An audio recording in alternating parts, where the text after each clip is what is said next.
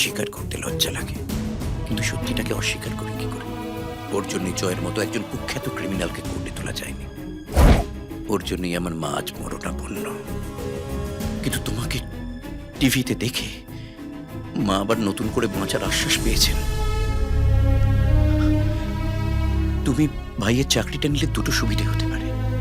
আমার মাকে আবার বিশ্বাস করাতে পারবো যে ভাই বেঁচে আছে, আর তুমি ফিরে এসেছো ভেবে ওরা জয়কে বার করে দিতে পারে। আমি কোনোদিন কারো কাছে হাত জোর করিনি চিতু, কিন্তু আজ তোমাকে অনুরোধ করছি, তুমি কি পুলিশের ওপর কলকাতার মানুষের বিশ্বাস ফিরিয়ে এনে দেবে প্লিজ? আরে স্যার, এ কি করছেন আপনি? আমার এতদিনের পুলিশ হওয়ার স্বপ্ন আপনি পূরণ করছেন। আমি আপনাকে কি করে না বলবো স্যার? এতদিন আপনারা অসৎ পুলিশ অফিসারের কাজ দেখেছেন, এবার থেকে কলকাতা একজন অনেস্ট পুলিশ অফিসারের কাজ দেখবে।